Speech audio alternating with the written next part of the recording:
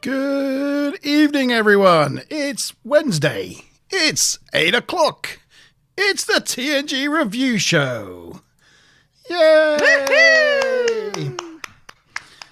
It's us. We're back again for another episode of Star Trek The Next Generation with myself, Monteban, and my co-host, Maz and Bob. How are you doing this evening, Maz? Very good, thank you. Have you recovered from your birthday celebrations? Yes, it was very lovely birthday. Axe throwing on Saturday and the meal at Turtle Bay. And then yesterday went for tapas on the seafront. Lovely. And some cocktails after. Sounded really, really nice. Yeah, it was. Yeah, and I have to say, on Saturday we learnt that I cannot throw an axe. That's what we learnt. Yeah, I was rubbish also. I've got a bad back, so I'm using that as my main reason. But I was good with the little throwing star things, but not so great with the axe. Yeah, the axe is technically difficult. Oh, yeah. Some people seem to just get it instantly, and then everybody else just really struggled. Dave was just like, axe, wallop, wallop, wallop, all perfectly in the middle of the... It's like, how did you do that? Yeah, and they had to call the game a day when basically all of our 9 scores added together was the same as what David got on his own. Yeah. They were like, yeah, nobody's going to get anywhere near beating him. You may as well call it a game. Yes. But it was fun. Crazy. It was fun. We had good fun.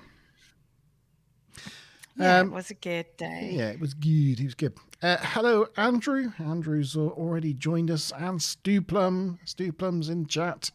It's good to see you guys on. I have my questions. I'm the question master today, so I have my questions all lined up, ready for you guys to test your Star Trek knowledge.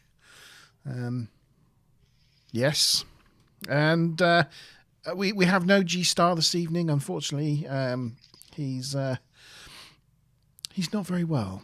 So he's asked me to apologise for those who are fans of the G-Star Vaults. There was unfortunately no G-Star Vault last week or this week, and he's not very well, so there won't be one this week either. So he asked me to send out his heartfelt apologies for no content this week. But we all wish G-Star well. And unfortunately this week my son broke his finger playing dodgeball in school. So we've spent quite a lot of time in hospital this week. Bless him. And he's on the mend now. But it's been one of those weeks this week. Yes. But you had a lovely birthday, so that's good. Yes. Yes.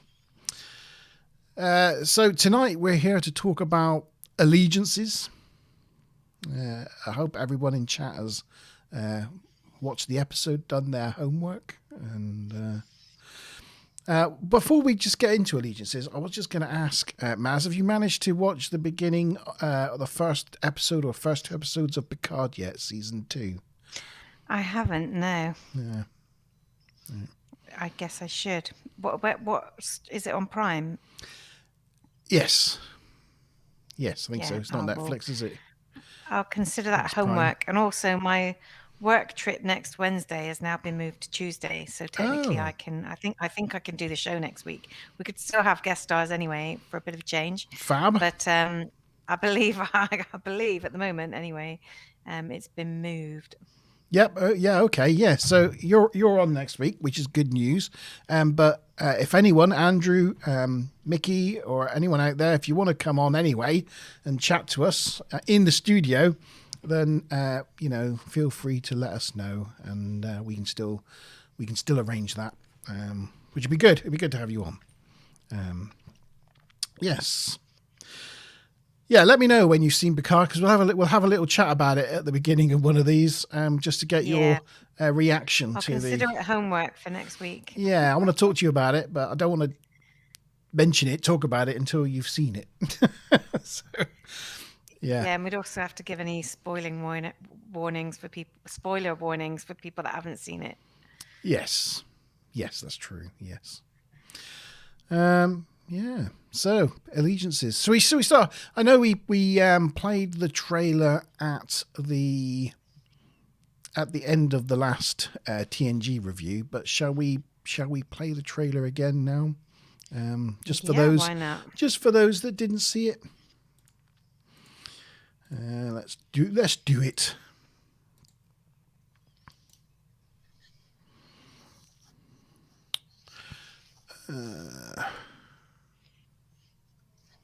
Hopefully the sound comes through. Next time on Star Trek The Next Generation, Captain Picard is secretly kidnapped and replaced by an alien imposter. That's not the captain I know.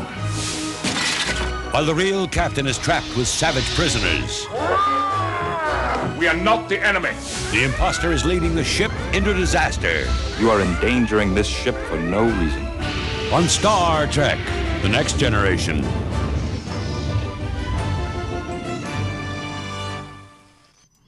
So there you go. Next time on Star. I thought I pressed pause. There you go. So that was the trailer. It made it sound very exciting. Yeah. Back to the actual images. So look, I've remembered to bring up the pictures straight away. Whoa. And in a little improvement to my notes this week, I've put in little picture prompts of when to change the picture at the right time. Oh, wow. Look, after something like 66 or whatever, or 64 of these, I'm finally learning. I'm slow, but I get there in the end, you know. And today I've got was it Castillo Diablo Sauvignon Blanc. Nice. So I have Coca-Cola. you have Coca-Cola because you're coming down from your birthday highs. Yeah. Yeah. And I'm thirsty and I have my ice machine on. Yeah. Yeah. Okay, so let's get into it then. Allegiances. So we're here talking about TNG episode 18 of season 3. Production number 40273-166. It first aired on the 26th of March 1990. It was the 65th of 176 episodes to be both produced and released. The synopsis, like the trailer goes, Captain Picard and 3 other people are abducted and imprisoned by an unknown force and replaced by duplicates. It was written by Richard Manning and Hans Beimler. We've talked about those guys before. I think they did yesterday's Enterprise. But this is the last of 10 episodes that they co-wrote for TNG. Yeah. And it was directed by Winrich Kolb. Something like that. And it's his 6th episode of 16. We've talked about him in the past. Prolific Star Trek director. Right, so we got the first picture up here. This is just the title screen. So we'll get straight in with the teasers, unless you got anything about the writing or directing or anything on that one. Not specifically. I mean, it does say that this was Winrich Kolbe's favourite episode of the ones that he directed, because of the sort of the whole area where they're incarcerated and how unique it was, and they could put, cameras anywhere they wanted to, and that was kind of his take. It was one of his favourites because of how it felt to make. Yeah, and he directed All Good Things, so yeah. Okay, so the teaser. In the captain's log. And talking about captain's log, what star date was this episode? That's question 1. So there you go. I hit you with it right out of the gate. Do you know the star date for this episode? I've set the tone now. It's really quite difficult one. It's a series of numbers. I think that's the hardest question I've probably ever asked. So I mean, I guess those that wrote it down are okay, but it's not a sort of thing anyone's going to have remembered. no, that's right. Yeah. So yes. Anyway, so that's the question. What star date is this episode? In the captain's log, we learn the Enterprise has eradicated a plague and is about to assist the USS Hood in terraforming a planet. Basically, we learn a bunch of stuff that doesn't really have any relevance to this episode whatsoever, really. Our intrepid captain is relaxing in his quarters reading a book in a big comfy chair. He hasn't gotten undressed yet, and he's still wearing his uniform, which is quite lucky, as it turns out. Imagine if he was just in a pair of boxer shorts, brushing his teeth or something. Or could have been a completely different episode. Might have made Karen happy though. It would have done, yeah. Well, next week's episode's Captain's Holiday, so she'll like that one. Oh yeah. Yeah. So as he dozes off in his comfy chair, a 2001 monolith-looking thing drops down from the ceiling, and Xerox copies him right out of there. So there you can see it, Xerox copying him, which is ironic considering what happens next. But it does. The light goes up and down the thing like a Xerox that hadn't copy. occurred to me, but that is exactly right. Yeah. Let me just get back to my notes. Oh, I haven't said hi, Smiler. Hi, Smiler. My wrench is on board. Good to have you here.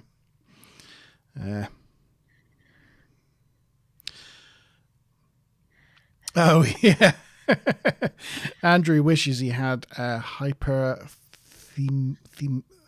Hyperthymesia?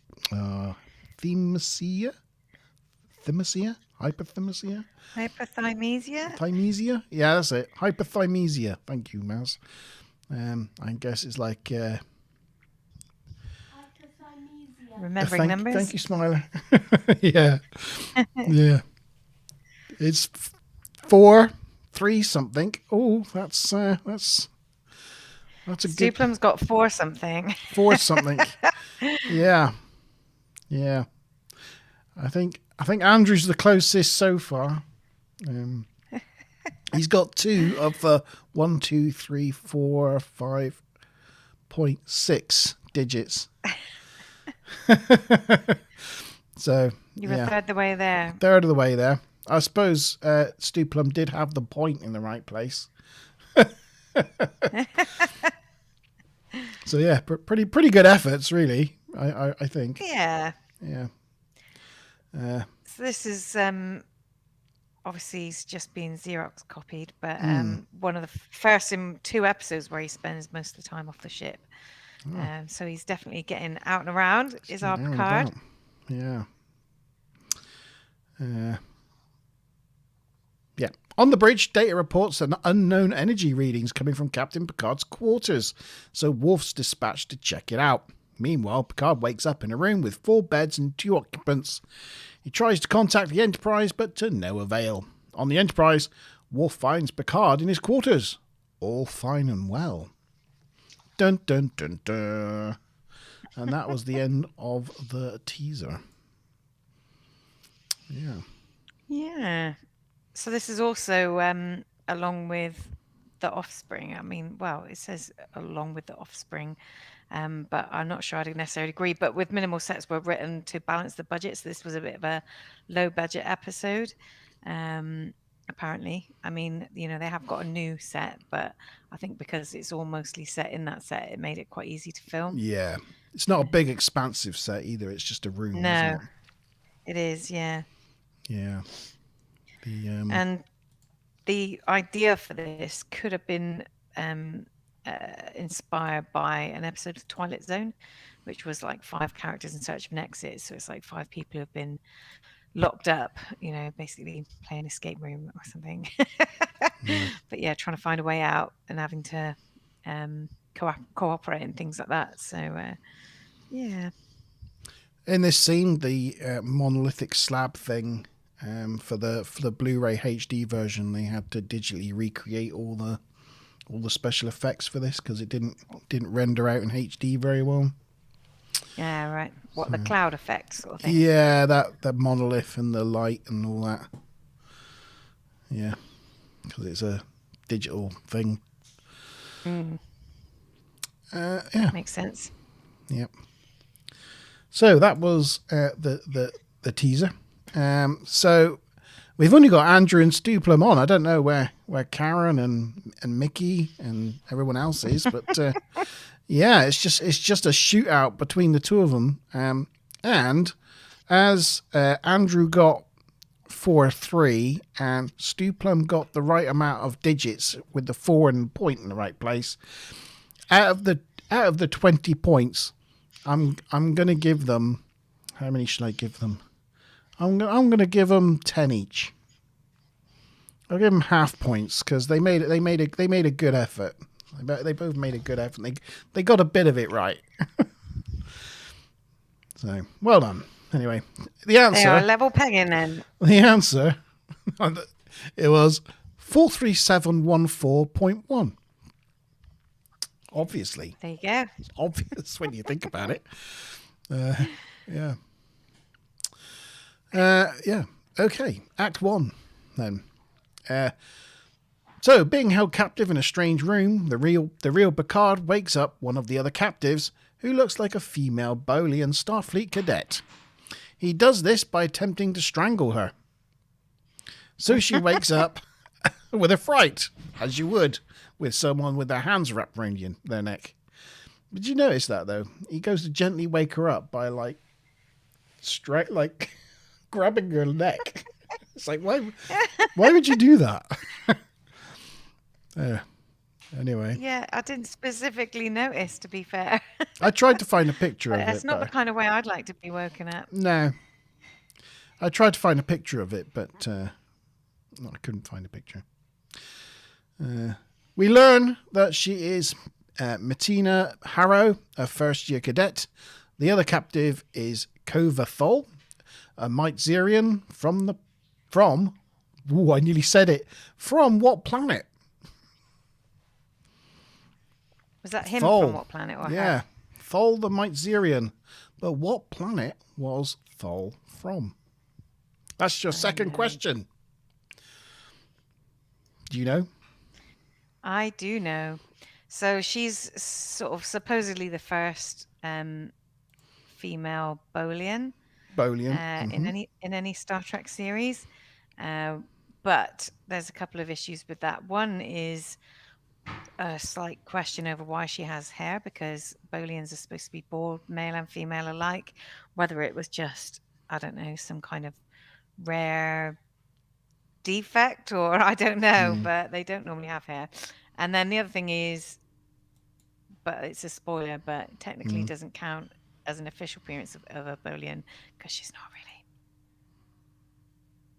Is she not? Spoiler. Yes, of course. I will just say that there is. I'll just bring up another picture from my.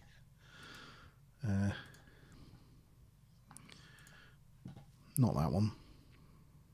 Oh, that was the recreation of the graphic. But in the original standard definition one, they colorized it in such a way that she came out grey, and they thought she looked too grey. So in the HD version, they recolorized it to make her more blue, because Bolians are supposed to be blue, not grey, and they made her too grey. So, yeah, you can actually see, because they really ramped up the blue color in it. Bits of her makeup look more blue than others. It's made it look a little uneven, but she does look more blue. So, yeah, just wanted to show you that. Did not know that. Yeah. So, yeah. So that was the question. He definitely looks grey. He does. He's definitely grey. Yeah. We learn they were all brought there against their will. Thol's been there for 12 days and Harrow only a few. They have jelly-like discs, as Andrew points out, look like massive gummy sweets, for food. Thol warns that... what they tasted like. I don't know. I imagine they just got gelatine and put food colouring in it and cast it in those circles. So it probably tasted pretty like nothing, I'd imagine. Just chewing on rubber. Rubber, yeah. But they do try it, so they must have, I don't know, maybe put some sugar in and made it sweet. I don't know. But, yeah. I was going to say, if they did make it like giant gummies, it wouldn't be too bad, right? Well, no, I'd be pretty happy. I'd be like, I'll stay there. Yeah. I Yum, love yum, me yum. some Haribo or wine gums, you know. Yeah. I'm a sucker for a wine gum. So, yeah, sign me up. Yeah. Have you got any stories behind that prop in the middle of the room? I probably do. Do I? Do you? I don't know. I didn't have anything in my notes about what it was used in previously, but it's bound to have been something recycled, right? Do you know what? Not No. sure it is. No. Could be an original prop. I think it's my an original goodness. prop for this room. It's not been used before. Yeah. That never happens, does it? That rarely. That's a rare instance right there. That is. Yeah. Yeah. Yeah, Andrew said it looks like a massive gummy sweet. Yeah, he did. Yeah. Yeah, Thor warns that it's Steel food, Plum but says, rubbery. yeah. Yeah, Thor says it's edible, but he wouldn't exactly call it food. And he warns them not to tamper with the door panel as security measures there dispense pain. Back on the Enterprise, Picard, as I've decided to call him, asks Data about a local pulsar and then asks Wes to set course for it at Warp 2. Wes questions it as it's a snail's pace and it'll take him ages, but that's the order given, so he does it. Riker also questions if they are ditching their mission to aid the Hood, and the Picard says they might have to. Riker goes to let the Hood know, but Picard belays that order as he wants communications silence from now on. He then takes Riker to the ready room, leaving the bridge crew a bit puzzled. In a holding cell, Picard is typing prime numbers into the wall panel, just in case their captives don't understand verbal language, which is, I guess, a clever idea. They try to figure out why they have been taken, whether they have a common enemy, but Thol says his race has no enemies. Picard points out that's because the planet's been conquered 6 times in the past 300 years. But Thol says that's only because they didn't resist. Thol also doesn't think he's important enough to warrant kidnapping. Move picture on. Then the 4th guest arrives. See how good it is, me having prompts to change the picture at the right time? It's good, isn't it? This is Esok, a Chalnoth. He immediately jumps to his feet, and Picard tries to calm him down, showing they mean him no harm.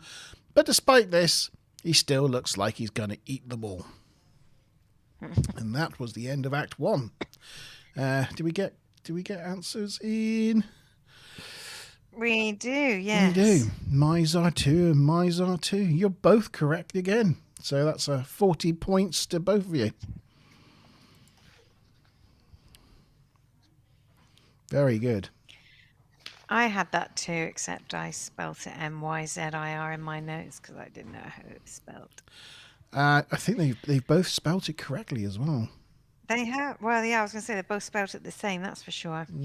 Esok's outfit there later became Morn's costume. You can kind of see that from like the poofy chest area. Oh, yeah. But I think the arms end up being quite different. But Well, I think they end up being a bit more poofy, don't they? Like the chest bit.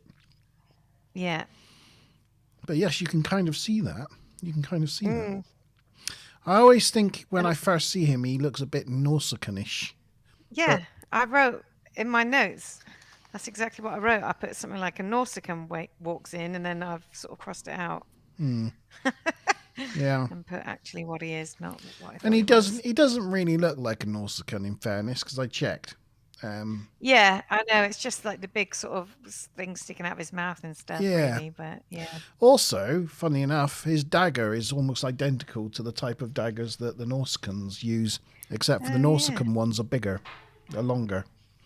But they're the same type of serrated dagger. So they're very, they're very similar, but not the same. I forgot to say at the beginning, but Captain Picard's quarters is on Deck 9, room 3601, in case Karen ever wants to go find it. Wow, nice. Yeah. What else? Oh yeah, the whole speed thing.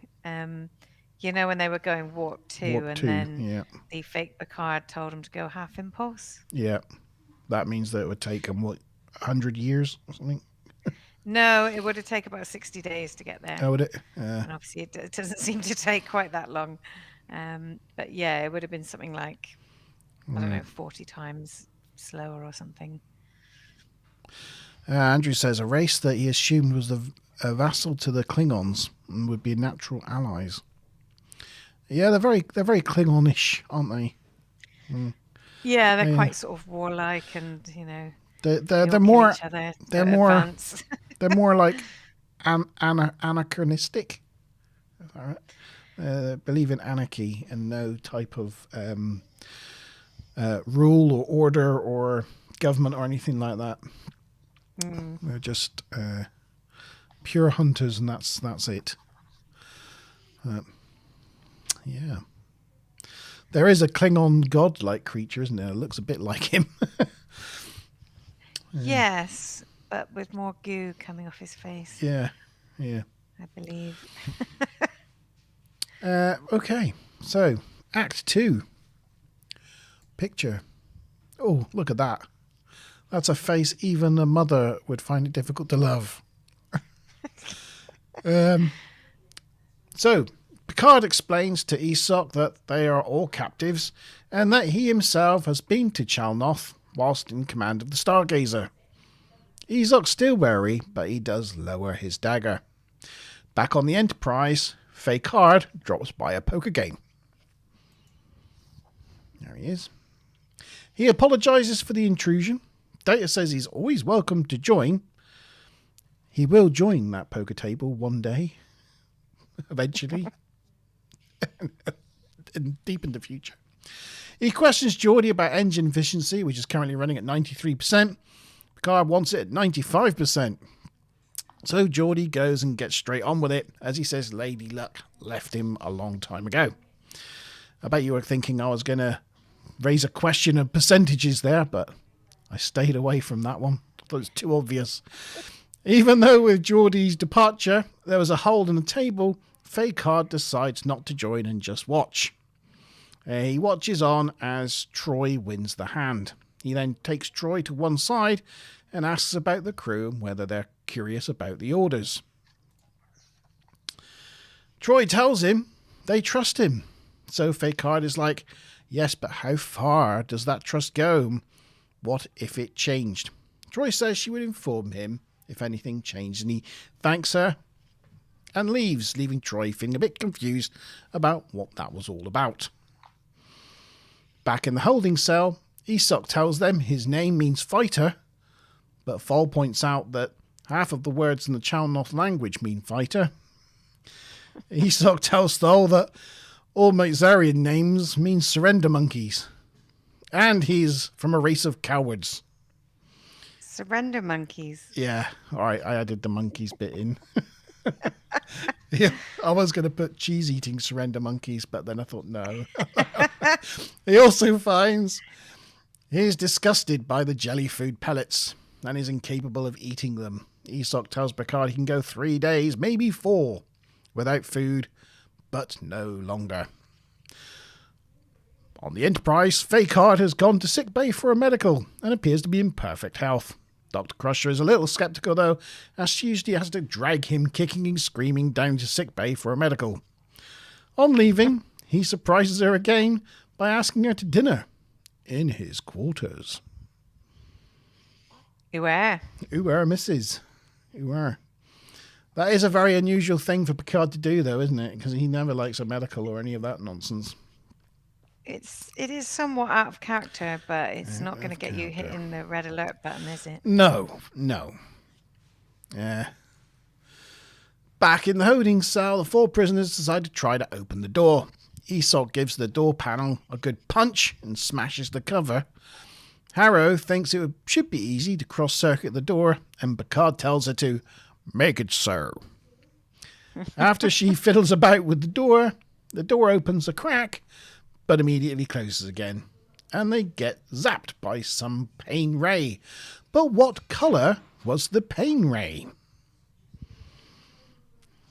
That's your question for Act 2. Oh, I think I know. Oh, you do you? Ooh.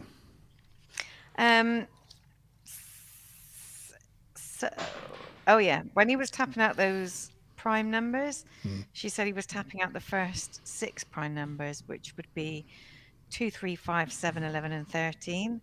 But instead he goes 2, 3, 5, 7, and then 3, 5, 5, 7, 7, 4.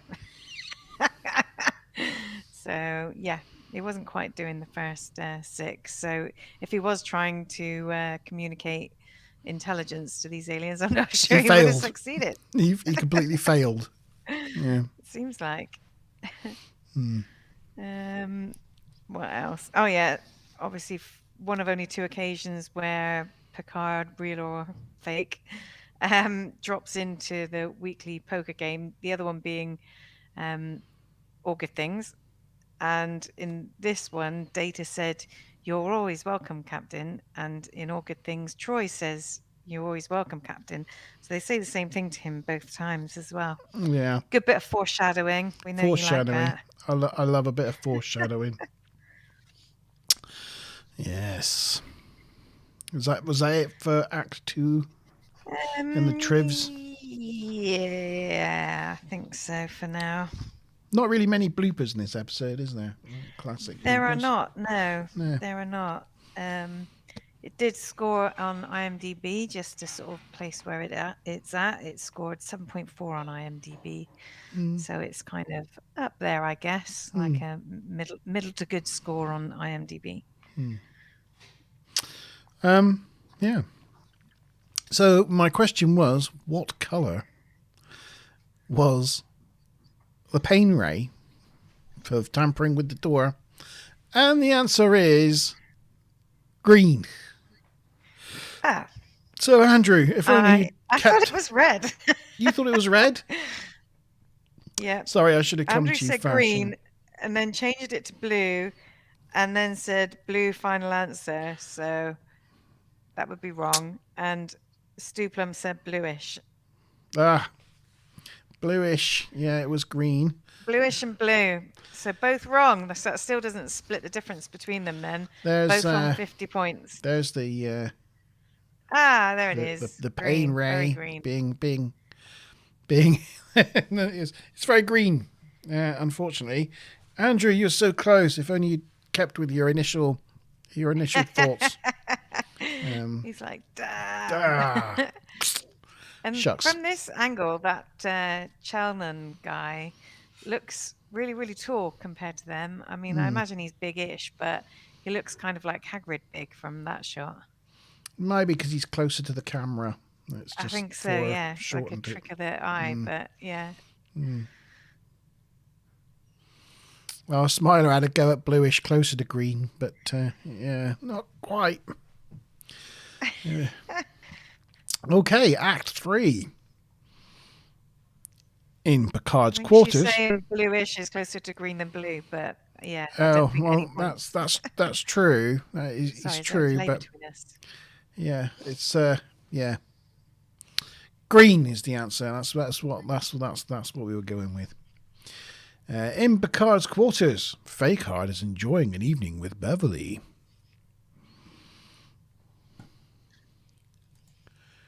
Ka-ching. He tells her he has been thinking about the two of them and the choices they have made. Bev rightly points out that their roles on the ship require a professional detachment. They tell each other they are both very attractive. That was a bit awkward, wasn't it? You know, you're an attractive lady. You're an attractive man. You're an attractive man. We're attractive people. All right, get over yourselves. Jeez. Picard tells him... Like how a pack lead chats someone up. Yes. Picard asks if it would be simpler if he wasn't her commanding officer. But Bev says it's not as simple as that. And she's happy with the way it is. I guess because she's thinking about her dead husband and still blames Picard a little bit and all that memories, all that stuff's being dragged up, you know. Fake Hard asks her to dance, which again surprises the Doc as he normally doesn't dance. They kiss. And Beverly gets the feeling she's being played with. So Fake Hard asks her, does she regret it? She's like, no, I didn't say that. And he thinks it's time to call it a night and shows the door and sort of pushes her out of his room. And she's left standing in the corridor thinking, what the hell was all that about? It's a bit abrupt. Yeah, he's just like, yes, you're right, probably. Good night. Opens the door, shoves her out, closes the door. I did feel a bit sorry for Beverly because it was an emotional roller coaster that last 20 minutes. Yeah. That's for sure. Yeah. Back in the cell, Aesop... Oh, hang on. No, Smiler, Stu doesn't get the points. Yeah. Fake Hard. You just called him Fake Hard. Fake Hard. Yeah. That's what I wrote in my notes to remind myself to say it. So, yeah, I did call him that because that's what I wrote. Yeah. I see. Fake Hard. Fake Hard. What was I saying? Back in the cell, yeah. Esok accuses Thal of collaborating with the captors as he made sure he wasn't near the door when they got zapped by the green ray. Thal counters by accusing Esok of being the only one with a weapon, which is true, but as Picard points out, if they can transport people all that way and have green ray things and all that, they're unlikely to be coming at them with a sharp pointy stick. Eventually everyone accuses everyone else. Even Picard gets accused. Harrow, though, defends him by citing some of the deeds Picard's participated in, including putting his life on the line for primitive culture of Mintaka 3. She also notes his assistance to the Wagner creatures in Ordek Nebula. And after some prompting from Picard, she mentions he helped eradicate the core Karoli 5 plague.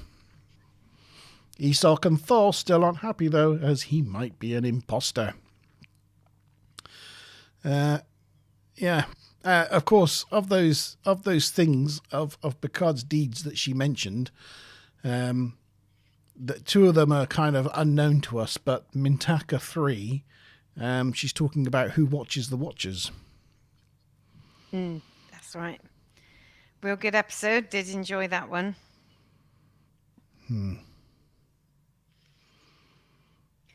Yes. Yeah, there was something I was going to mention. Fake Hard is a stronger chick magnet than Riker. Wow. You can't argue against it. Certainly got Bev Crusher, but Yeah. yeah, there were a few sort of episodes, even in original series and such like, that had the whole experiments on kidnapped crew and stuff, like the Cage and Empath. So this is definitely a theme that they've done a couple times, but you know, it's still a good concept. In fact, I made a note later that kind of reminded me of the Cage in some ways, in that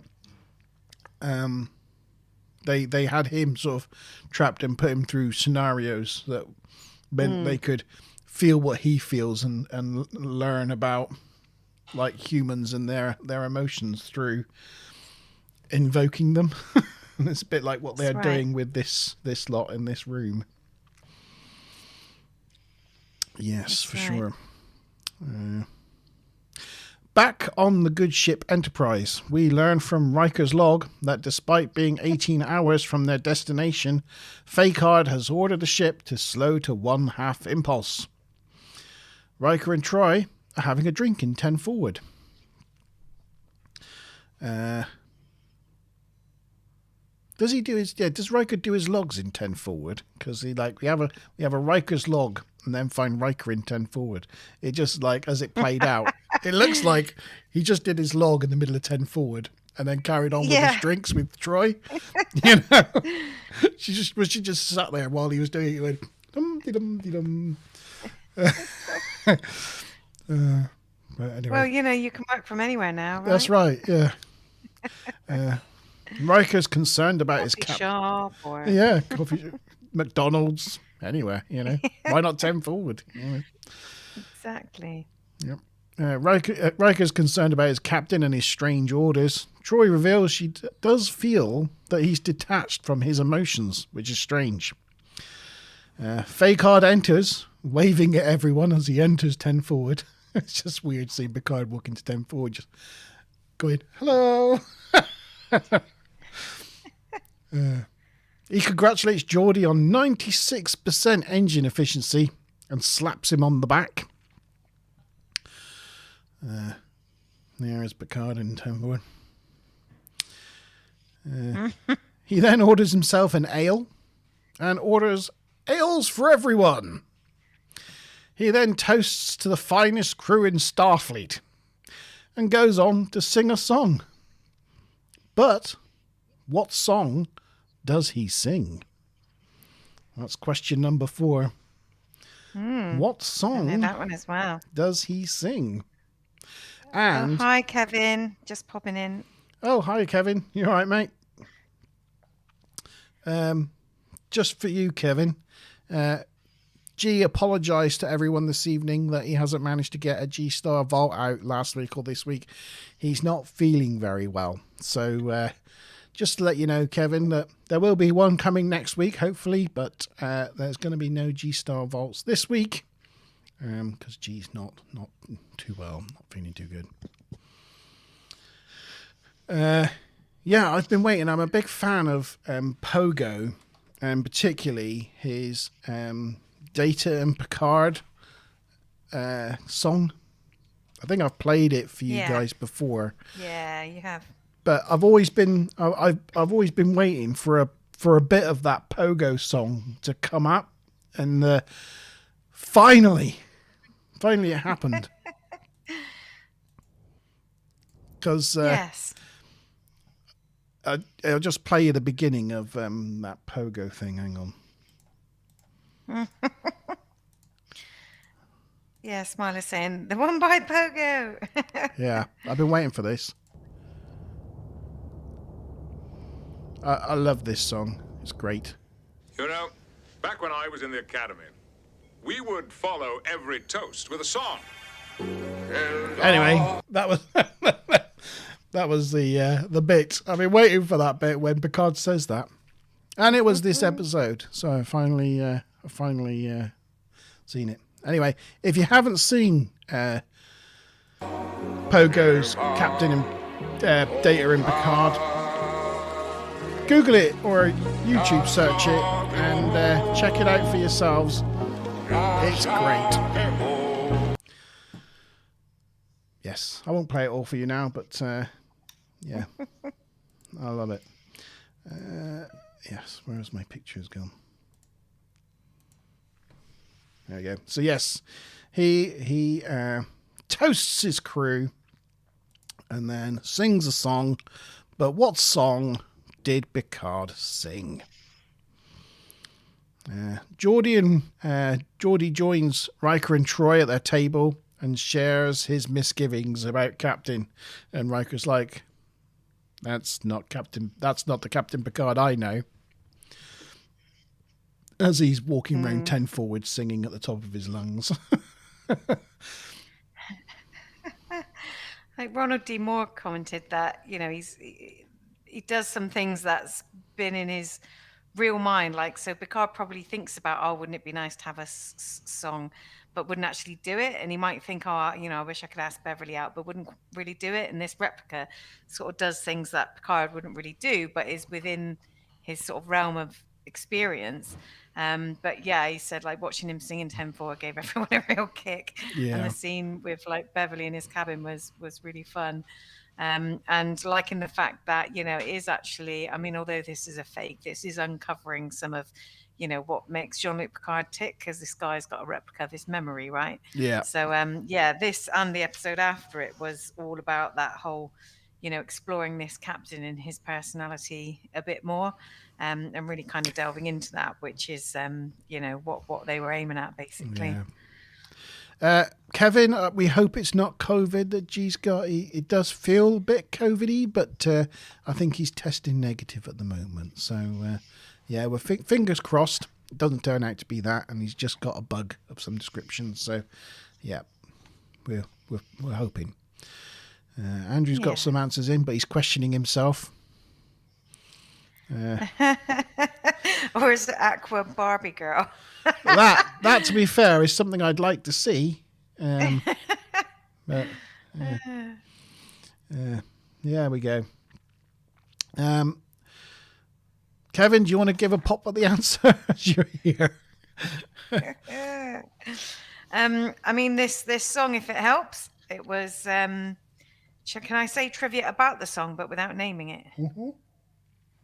So it was a traditional British song, which was an official march of the Royal Navy, and it's also used in the Canadian Navy and the New Zealand Navy, apparently. And it was written by David Garrick in 1760. It's still the official march of the British Navy, I think, the Royal Navy. Is it? I think so.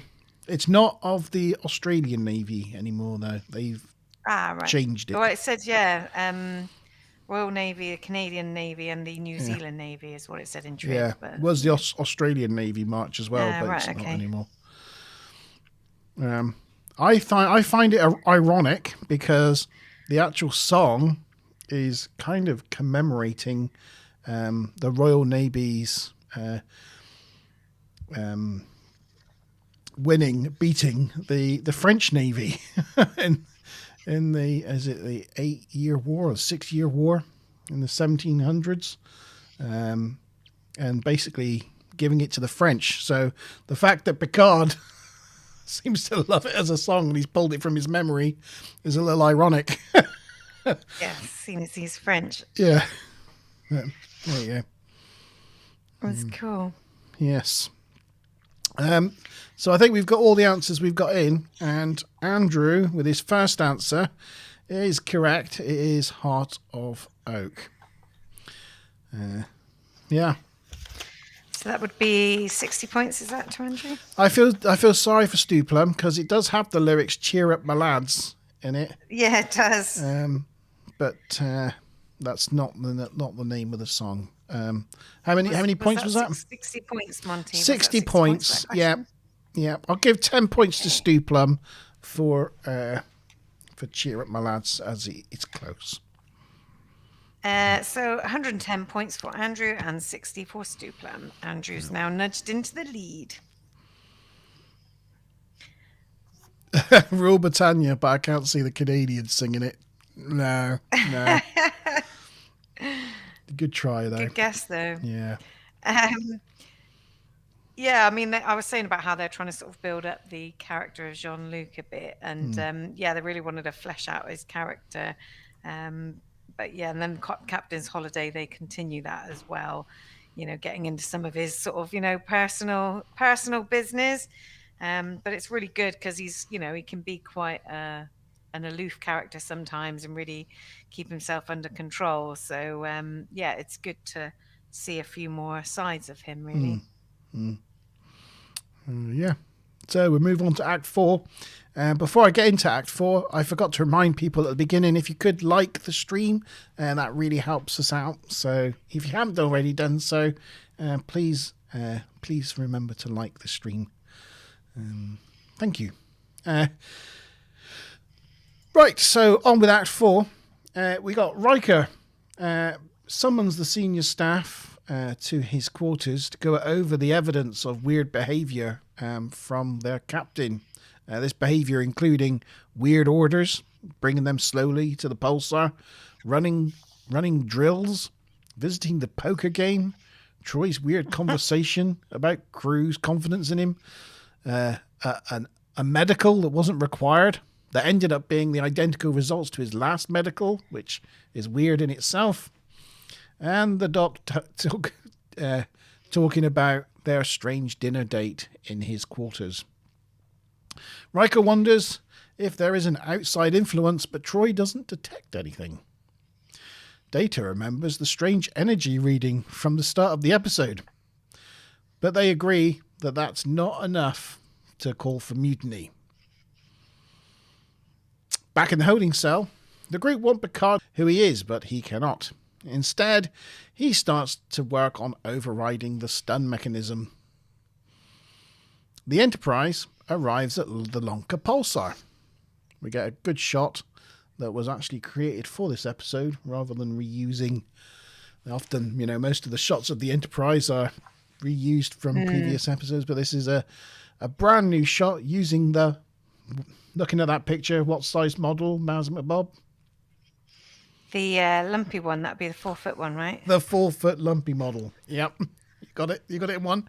You can see all the Aztec patternation on the warp nacelles and that there. The lumpy one. Yes. It looks pretty good. It's a really nice shot because you got like lens flare off of the pulsar and that, and it kind of looks really cool. I liked it. Like it. Yeah. So they were discussing mutiny. That wasn't the first time they've talked about this because of Lonely Among Us, where Picard was possessed by some like weird cloudy thing. But I seem to remember in past episodes where these things have happened and we've said, oh, he's doing all this weird stuff, and nobody's sort of said, oh, medical dismissal. Yeah, that's what they would often say, but that sort of comes up in this episode, doesn't it? Yeah. But yeah, I mean, at least there, each of those individual things they mentioned wasn't really all that suspicious. It's just when you put them all together, like, ordered drills and said hi at poker. It's like we're not talking really bad things here, but yeah, it's just all slightly out of character. And it was kind of interesting, really, because Colby was sort of talking about how Patrick Stewart wanted to play this really subtly, and the difference between the fake and the real one aren't that much in terms of mannerisms. And they asked him to sort of change the way he was acting and kind of give it more, exaggerate his alter ego a little bit more. So Patrick Stewart kind of responded to that and tried to do that. And Kolb said they just had this moment where they looked at each other and they both realized that giving it more wasn't the way to go, and actually less is more. So they went back to doing it the subtle way. But yeah, I mean, he said it, they played the good guy and the bad guy so close at times, but it was different to do it that way rather than overacting or exaggerating, and it felt right. So, but I mean, he is an exact replica. That's the thing that I keep thinking is this isn't like some horrible evil person. This is just like a carbon copy, right? Which is just not quite 100% him. That's right. Yeah, it's difficult for them to get a handle on it, isn't it? Yeah. Okay, so we've got a question from Kevin. And the question goes, what's the most powerful ship in the Enterprise fleet? So I guess he means in Starfleet. What's the most powerful ship in Starfleet? I guess it depends on, what era you're talking about.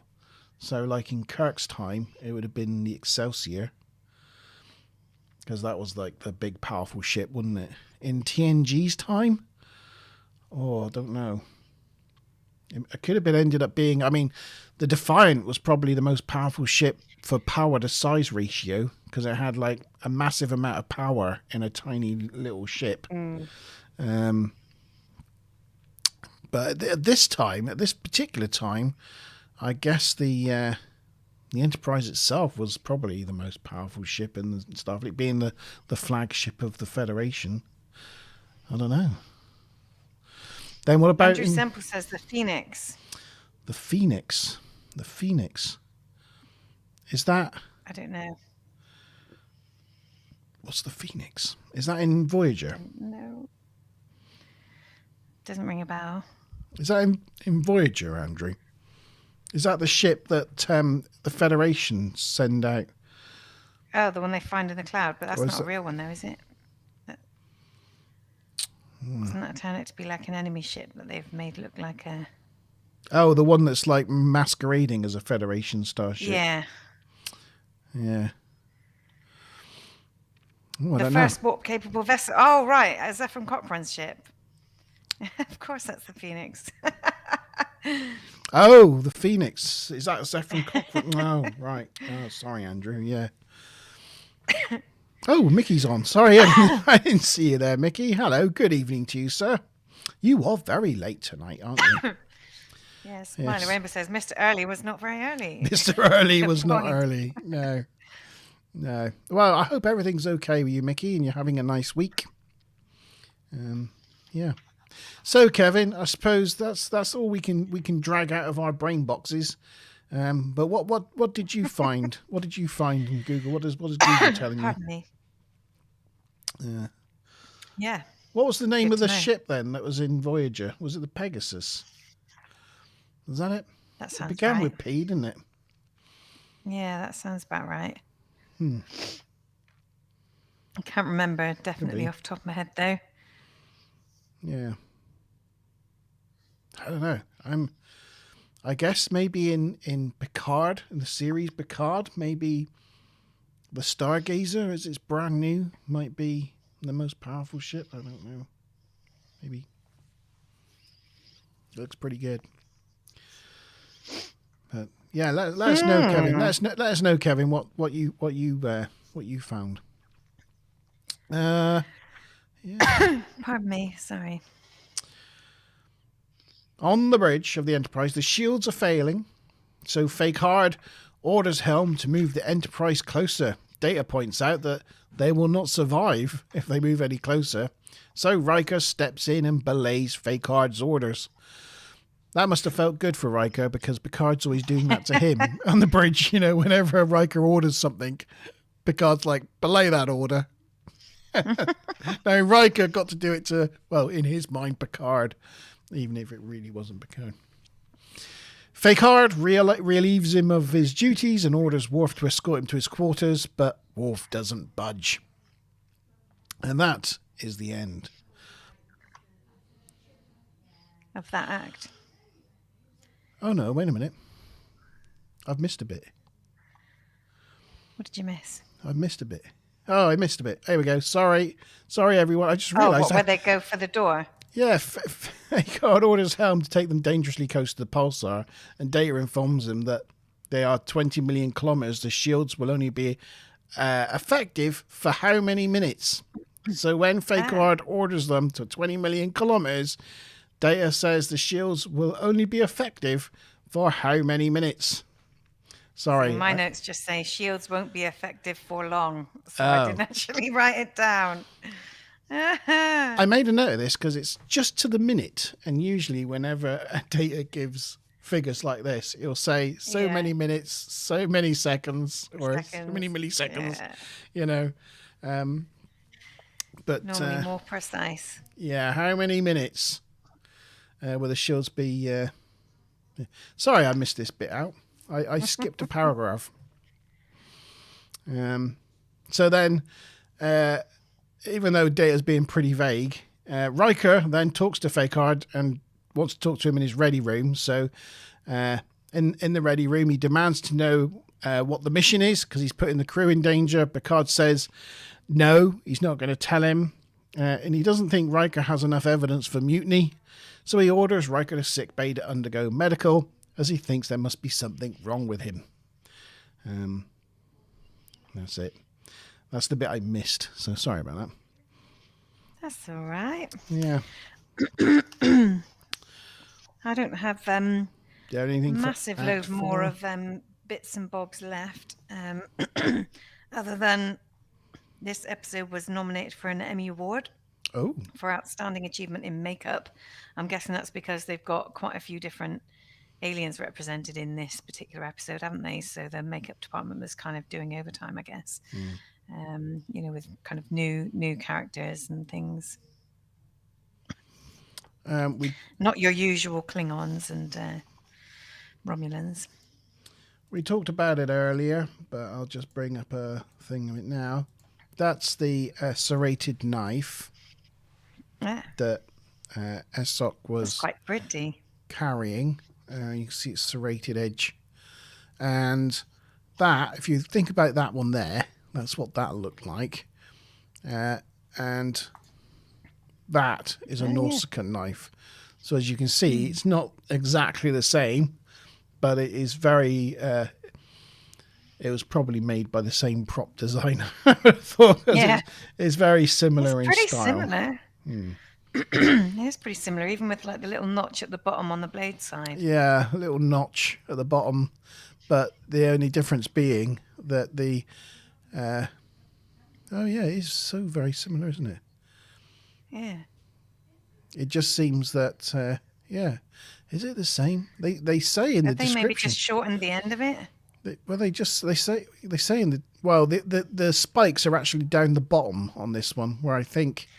But I'm just wondering if they just took the end off and made it thinner.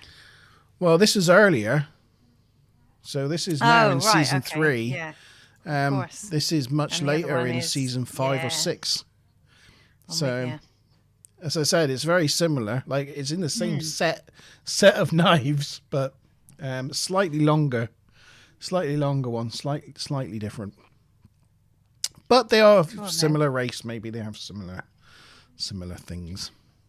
According to Google, the fastest ship was the Sovereign class Enterprise E, which succeeded Enterprise D. Oh, I forgot about the E.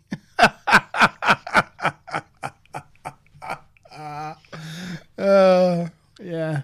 Of course it was. I mean, yeah, the E was built for war, was built to battle the Borg, and as the new war flagship of the Federation. So that all stands to reason, doesn't it?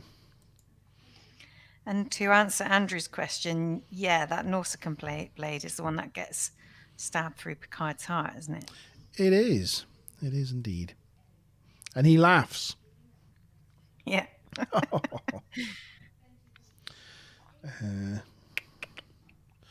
What am I doing? Oh, that's right. I don't know. I'm sharing the old... Andrew, you haven't had a guess at the number of minutes.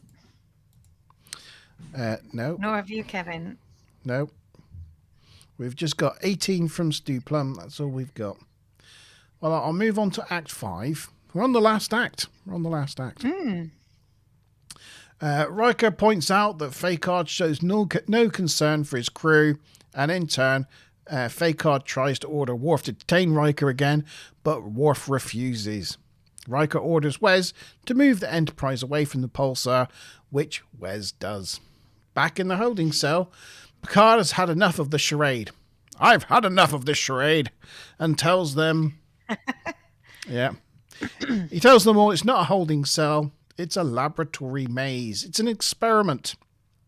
With Thol, the pacifist, agreeing with whoever's in authority, Esok, the anarchist, rejecting authority, himself, the captain, trained to command, and Harrow, the cadet, trained to take orders. It was only through working together did they overcome the tasks set out, and yet everything is designed to antagonize them, like Esok not being able to eat the food and the wall being behind the door. Picard then points out that, all the while, Harrow's been observing their reactions. I think we've got some answers in now, so thank you guys. 18, 17, 16 and 22. And I can tell you that we have a correct answer, and it is Stu Plum. 18. And that was for 80 points, right? That was for 80 points, yeah. We've got one more. That puts Stu Plum on 140, Andrew on 110. Nobody else on any points at the moment, I'm afraid. No. I forgot Mickey's here as well now, isn't he? So, yeah, guesses from Mickey also. So, I think with 100 points up for grabs, I think it might be... oh, no, it's still possible for either one to win. Yeah, between Andrew and Stu it is for sure. It's anybody's game as long as your name's Andrew or Stu Plum. Yes. Yeah. Yes, so he's just accused Harrow of observing their reactions. Harrow claims to not understand what Picard's talking about. Picard says it's unlikely for a first-year cadet to know about the mission to Mintaka 3, so he tested her with the core Caroli 5 plague, which... He's a little sneaky. Yeah, Starfleet classified as secret, so would not be known about by any real Starfleet cadet. Upon Picard's declaration that he will no longer cooperate, Harrow admits that Picard is correct, and then morphs into a trio of aliens. Which is a bit of a surprise.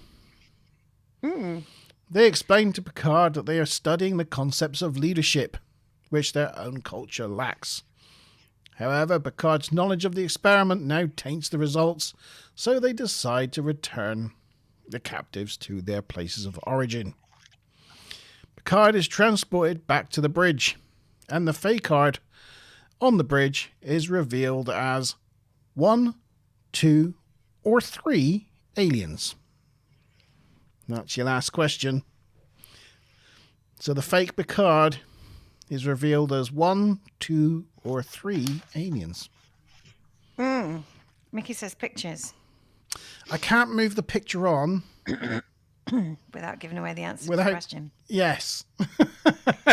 That's fine.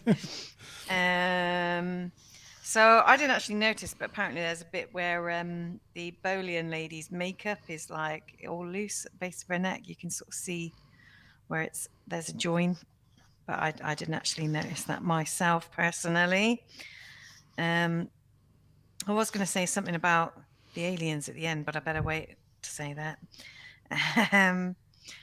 And that scene hasn't happened yet, so carry on. Yeah. Well, I could probably show the last picture because what's in scene's not necessarily. No, I can't show it. I don't know. I think everybody's kind of answered. Mickey says I'm still waiting for 3. Stu Kevin Plum. says 2. Mickey says 3. Oh, Andrew says 3. Stu Plum still needs to answer. That's a good point. Yeah. Yeah. So, as Picard questions the aliens on the bridge crew all signal each other with their looks and arrange to have them contained in a force field. They set the trap and the aliens don't like being detained and they start to panic. Picard explains that with well-trained crew, he can command them with a look and have you detained. And he's now going to conduct an experiment of his own. They plead that their species can't stand captivity, which is a bit rich considering what they're doing to everyone else. Picard ends it with...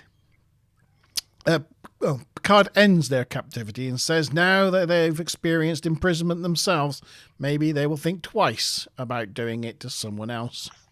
Besides, now we know of your existence and how to detain you, so you better hope we don't meet again. So get off my ship.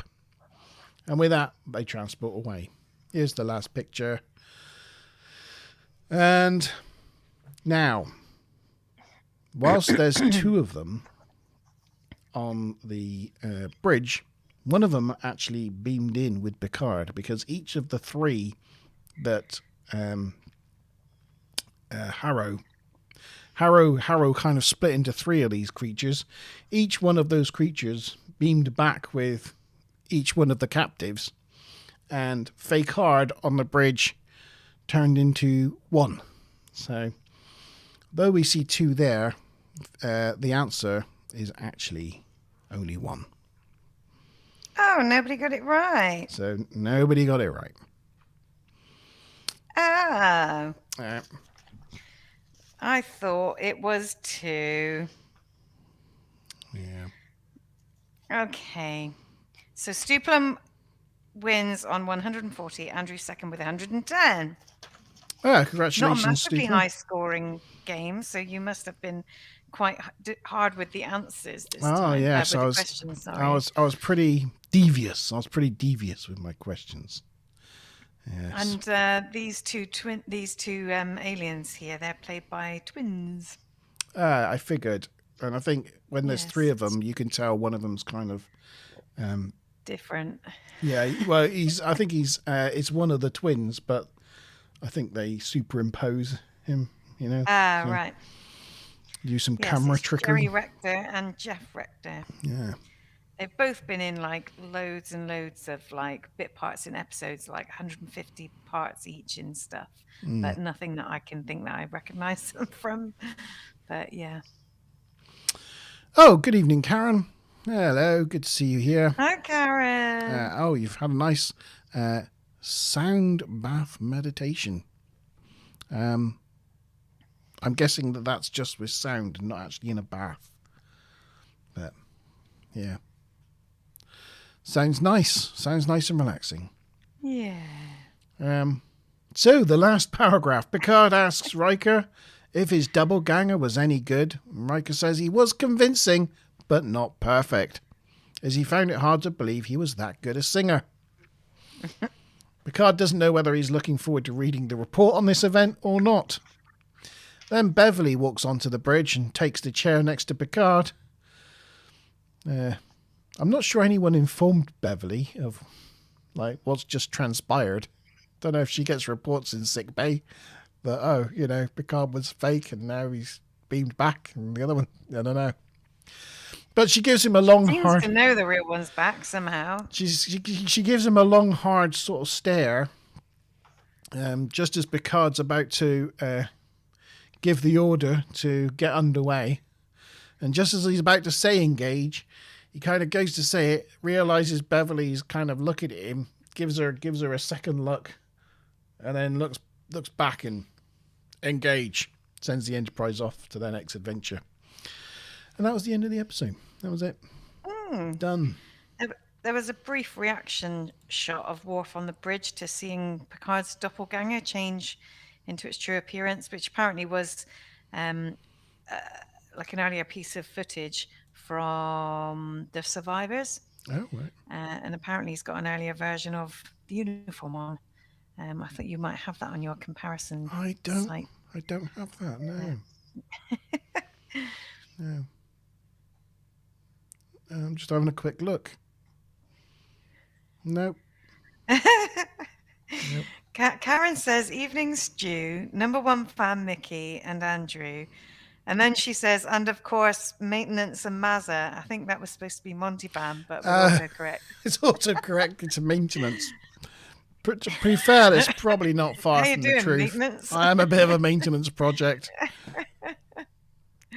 That's funny. Also, in my day job, I'm in charge of maintenance, so that's it's rather ironic. True. Yeah. So, yeah, that was our episode. Let us know, everyone in chat, if you've watched it with us this week. Give us your scores on the doors. Let us know what you thought of it, whether you thought it was good, bad, or indifferent. Maz, what did you think of this week's episode? Yeah, I thought it was not too bad. I like the Picard character development, and I like Patrick Stewart as an actor. I thought a couple of the extras were okay.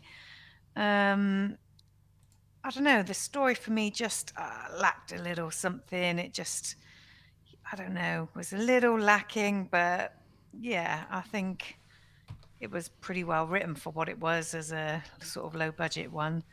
Nothing majorly objectionable, but just could have been a bit more interesting maybe. Yeah, I think as well, if this episode had come up in season 1, it would have rated quite high in that season because it was quite well written and acted. There was nothing real bad about it. I think having Picard as a doppelganger that was pushing the crew to almost try to reveal himself, is interesting. But I think in this season it probably scores lower because it's in amongst better episodes. So Yeah. I would agree. I mean, we're coming off the back of, yesterday's Enterprise and Sins of a Father and some like really big episodes and Yeah. things that are parts of startings of big arcs. So yeah, it is tricky. Yeah. So yeah, are we getting any scores in?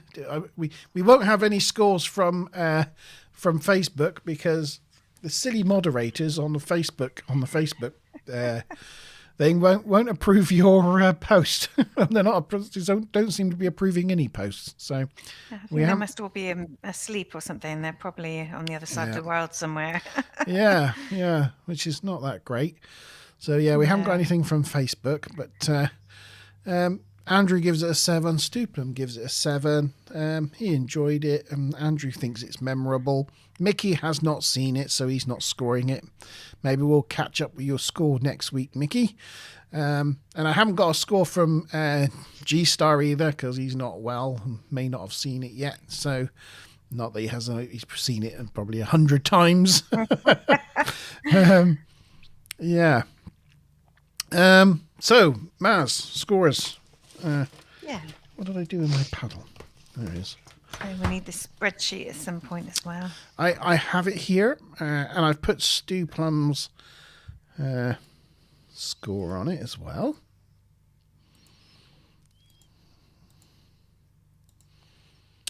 Ping.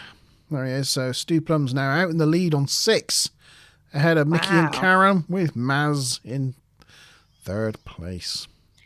Equal 3rd with Andrew. Oh yeah, equal. I forgot to. He needs to be put in bronze position. Yeah, he does, doesn't he? How do I do that? Maybe like that, and then like that. Oh no, that just blatted over me. Oh gosh. I'm doing it. I'm doing this live, you see. It's not easy. There we go. Oh, and if I delete that one. Hey, look at that. Oh, and now, hang on. You got making bronze. Yeah, how do I do that? It's the fill one. It's about. It's next to the A. Next to the font. I've done it. Right, I've done it. Right. Right. There we go. Then. Sorry about that. Scores. I am going to give it one of those. 3, Ready? 2, 1, go. Yeah, I was thinking of 6, but it's better than that. So I don't know. Is it? I don't know, but we're I was going to say we're almost always one apart at the moment, but there are a couple. Like there's 2 7s there that we had the same. 2 7s and 2 10s and 2 5s. 5s. So yeah. But I mean, there or thereabouts, isn't it? If I said 6.5, that go to an average, that probably is about right, isn't it? Yeah. So yeah. It was a solid episode. Nothing bad really about it. Just wasn't the most exciting episode in the world. It was good watching Picard sing to his crew. Yeah. That was probably the highlight. I don't know how many kisses Picard and Beverly share through the 7 seasons. Point. That was quite momentous in and of itself. Even if it wasn't really Picard. So that was kind of momentous because they have that kind of like, I wouldn't say tension, but will it, won't it sort of thing the whole way through. Yeah. And then, you know, so yeah, it was good to have that explored a little bit, even if it was a little bit. Yeah, it was all right. It was all right. Yeah. Next week, I'll tell you what, I'll find that. Because we like to have the trailer, don't we? Oh, yeah. The next time trailer. The next time trailer, yeah. I'm trying to think. I did look up what the next episode was. Captain's Holiday. Oh, of course, yes. We did talk about it, yeah. Good one. Nice off ship sets and stuff. Makes a bit of a change. And the Indomitable Fash. That's right, yeah.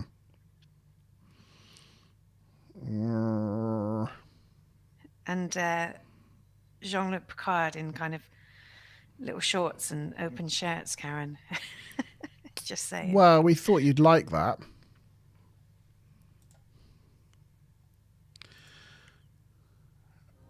I can't find it. Oh, no. Yeah. On Star Trek. On Star Trek. Yeah. Oh, well. Oh, do they not have them all on there? Is it just click through, or is it just like they do just a couple of them, or maybe they haven't got them all. Shame. Oh, no. I've got it. You got it. You found it. That's good. I have found it. Woohoo. Karen says, "Ooh, Picard, time for me to dream." Here we go. We expect, as it's a Picard episode next week, Karen, you should come armed with all the answers. It is. You got to do some research. You got to get your Picard research in. Yeah. Next time on Star Trek The Next Generation, Captain Picard's holiday becomes a romantic adventure. From the moment I met you, I knew you were going to be trouble. A seductress lures him on a quest to find a weapon from the future. Perhaps I should kill you and then take the disc. But if it falls into enemy hands, it could spell disaster. You will return what is ours. On Star Trek The Next Generation.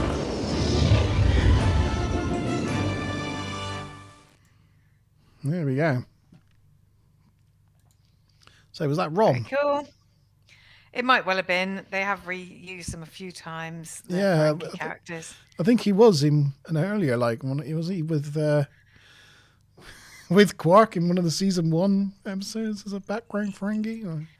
Yeah, I think that they were. I remember them being on a view screen at some point. Pretty sure. And so I'm quite looking forward to that episode. It's a fun one.